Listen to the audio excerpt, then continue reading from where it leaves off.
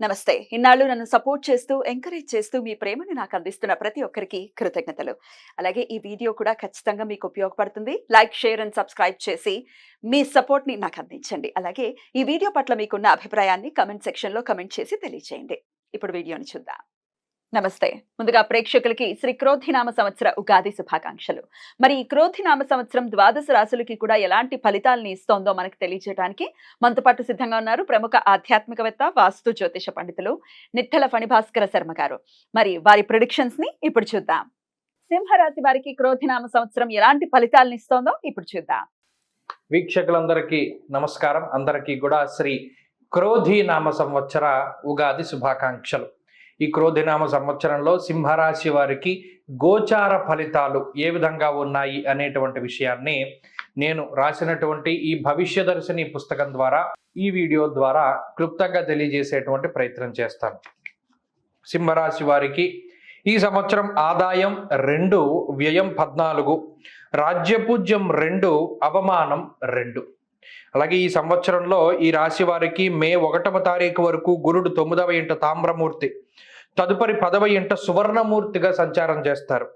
శనేశ్వరుడు సంవత్సరం పొడవునా కూడా 7వ స్థానమందు తామ్రమూర్తిగా సంచారం చేస్తారు. రాహుకేతువులు సంవత్సరం మొత్తం 8, 2వ స్థానాలలో సువర్ణమూర్తులుగా సంచారం చేస్తారు. అయితే సింహరాశి వారికి ఈ సంవత్సరంలో దీర్ఘ సంచార గ్రహాలైనటువంటి గురుగ్రహం కానీ, శనేశ్వరుడు కానీ, రాహువు కానీ, కేతువు కానీ, ఇలా గ్రహాలన్నీ కూడా వ్యతిరేకమైనటువంటి ఫలితాలని ఇస్తూ ఉన్నాయి. అందుకని మనం చూసాం ఆదాయం 2, వ్యయం 14 ఉంది. ఆదాయం తక్కువ, ఖర్చు ఎక్కువ. జాగ్రత్తగా ఉండాలి. మరి ఈ గోచార ఫలితాల్లో గురుడు ప్రతికూలము, శని ప్రతికూలము, రాహువు ప్రతికూలం అంటే మరి సంవత్సరం మొత్తం మనం ఎలా సాగుతుందంటే, సంవత్సరం మొత్తం కూడా బాగా లేదని చెప్తే మాకు ఎలా సాగుతుంది, మీరు ఏదైనా పరిష్కార మార్గం చెప్పాలి కదా అంటే ఒక విషయం గుర్తుపెట్టుకోవాలి. ఇది గోచారము. 30% ఫలితాలని గోచారం ద్వారా ఒక జీవితానికి మనం అన్వయం చేస్తాం.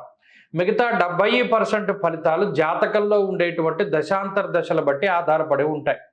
జాతకంలో మంచి దశలు, మంచి అంతర్దశలు జరుగుతూ ఉంటే గోచార ప్రకారంగా ఈ ప్రతికూల గ్రహస్థితి ఉన్నా పర్వాలేదు, దాటేస్తారు. ఈ గోచార పరిస్థితులు బాగా లేనప్పుడు, జాతకంలో కూడా దశాంతర దశలు బాగా లేకపోతే మాత్రం డబుల్ ఇంపాక్ట్ పడుతుంది. దానివల్ల మనం ఇబ్బంది పడవలసినటువంటి పరిస్థితులు ఏర్పడతాయి. కాబట్టి జాతకం ముఖ్యం, ఈ గోచారం కూడా ముఖ్యమైనప్పటికీ ఈ బాగా లేకపోయినా అది బాగుంటే మనకి నడుస్తుంది అన్నట్టు. మరి ఈ సంవత్సరంలో 3 దీర్ఘ సంచార గ్రహాలు కొంత ప్రతికూలంగా ఉన్నాయి కాబట్టి ఏ ఏ విషయాల పట్ల జాగ్రత్తలు తీసుకోవాలి? 7, 10, 8 స్థానాల్లో గ్రహ సంపత్తి కనబడుతూ ఉన్నది. దశమము అంటే వృత్తి ఉద్యోగాలకు సంబంధించినటువంటి స్థానం. అష్టమ రాహువు దోషం ఉంది. అష్టమము అంటే ఆరోగ్యానికి సంబంధించిన స్థానం. సప్తమ స్థానంలో శని ఉన్నారు. సప్తమం అంటే పుత్ర మిత్ర కళత్రాదులకి సంబంధించినటువంటి స్థానం. మరి ఆ స్థానాల్లో గ్రహాలు ఉన్నాయి కాబట్టి ధాన్య నాశో ధనచ్ఛేదం వృధా సంచరణం భయం.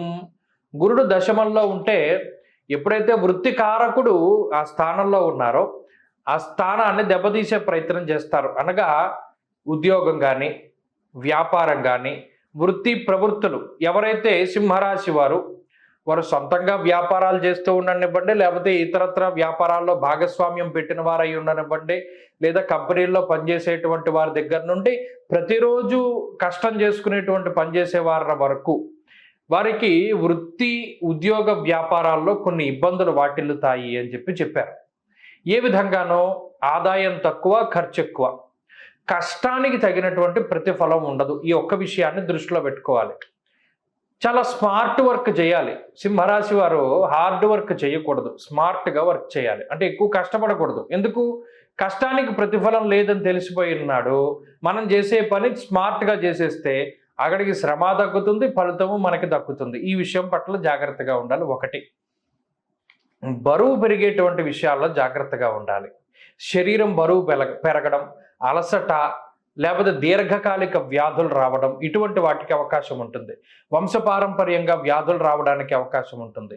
7, 8 స్థానాల్లో ఎప్పుడైతే పాపకర్తరి, శనికర్తరి దోషము, అటు సప్తమంలో ఉన్నటువంటి శనికి కర్తరి దోషం రాహువుకి ఏర్పడి ఉంటుందో అందువల్ల కూడా సమస్యలు ఏర్పడతాయి. ముఖ్యంగా దేహపీడ మన క్లేశం చతుష్పాదమృగాద్ భయం రాజకోపం ప్రవాసంచ అన్నారు.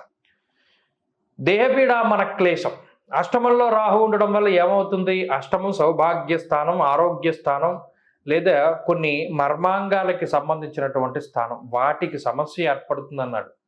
అంటే ఆడవారైతే ఆడవారు, మగవారైతే మగవారు, వారికి ఉండేటువంటి ప్రత్యుత్పత్తి అవయవాలు ఏవైతే ఉన్నాయో, అంటే ఈ రీప్రొడక్టివ్ సిస్టమ్ మీద ఎక్కువ ప్రభావాన్ని చూపెడుతుంది. అంటే యూరినల్ ఇన్ఫెక్షన్స్ దగ్గర నుండి, కిడ్నీలో స్టోన్స్ దగ్గర నుండి రకరకాలైనటువంటి వ్యాధులు రాహు కలిగించడానికి అవకాశం ఉంటుంది.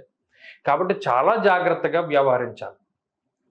మరీ ముఖ్యంగా గ్యాస్ట్రిక్ సమస్యలు, స్కిన్ ప్రాబ్లమ్స్, వెన్నుపావుకి సంబంధించిన సమస్యలు, ఇటువంటి వాటిని రాహు కలిగించడానికి అవకాశం ఉంటుంది. చాలా జాగ్రత్తగా వ్యవహరించాలి. అలాగే వృత్తి ప్రవృత్తుల్లో ఈజీ మనీ కోసం ప్రయత్నం చేయకూడదు.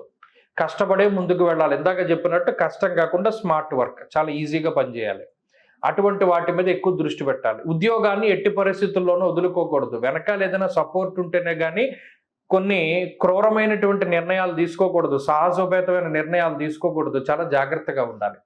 కుటుంబం పట్ల చాలా బాధ్యతగా వ్యవహరిస్తూ ఉండాలి. సంతానానికి సంబంధించినటువంటి శ్రద్ధ పెడుతూ ఉండాలి. సప్తమంలో ఉండేటువంటి శనైశ్చరుడు కొంచెం అటు జీవిత భాగస్వామి ఆరోగ్యం పైన, సంతానం తాలూకు ఆరోగ్యం మీద ప్రభావాన్ని చూపెడతారు. మరి ఈ గ్రహస్థితి ఎవరికి ఉపయోగపడుతుందంటే మొత్తానికంటే విదేశాల్లో ఉంటున్నటువంటి సింహరాశి వాళ్ళకైతే ఇది టాప్ మోస్ట్గా ఉపయోగపడుతుంది. విదేశాల్లో సింహరాశి వారికి అయితే అక్కడ స్థిరత్వము, ఉద్యోగము, గృహము, సంతానము ఇవన్నీ కూడా పుష్కలంగా లభిస్తూ ఉంటాయి.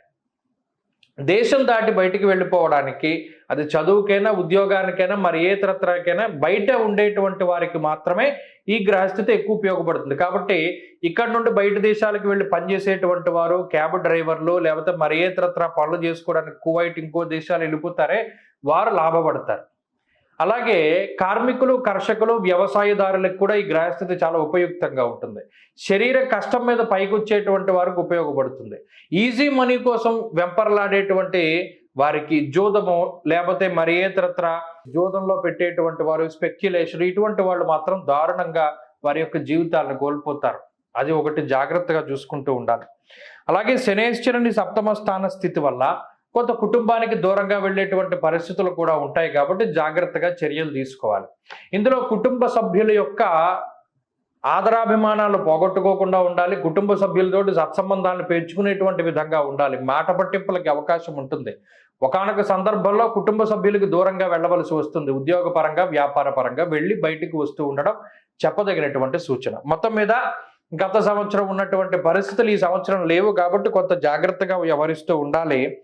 అష్టమరాహు యొక్క దోషాన్ని పోగొట్టుకోవడానికి షష్ఠి ఉపవాసాలు ఎక్కువగా చేయాలి. ఒక నెలలో 2 షష్ఠులు వస్తాయి కాబట్టి షష్ఠి రోజున తప్పనిసరిగా సర్పసూక్తంతో అభిషేకం చేయించుకుంటూ, ఈ సంవత్సరం మొత్తం మీద కూడా సర్పసూక్తంతో షష్ఠి రోజున అభిషేకం చేయించుకుంటూ ఉండడం ద్వారా ఈ గ్రహస్థితి నుండి కొంత బయటపడడానికి అవకాశం ఉంటుంది. అలాగే ఆదివారం మినపప్పు దానం చేస్తూ ఉండాలి. ఆదివారం నాడు రాహుకాలంలో మినపప్పుతో చేసినటువంటి పదార్థాన్ని దానం చేయడం ద్వారా మంచి ఫలితాలను పొందుతారు. ఈ సంవత్సరం మొత్తం మీద ఆరాధించవలసినటువంటి దైవం దక్షిణామూర్తి. అనుకూలమైనటువంటి వారం బుధ, శుక్రవారాలు. అదృష్ట రత్నం నవరత్నాల ఉంగరం పెట్టుకోవచ్చును.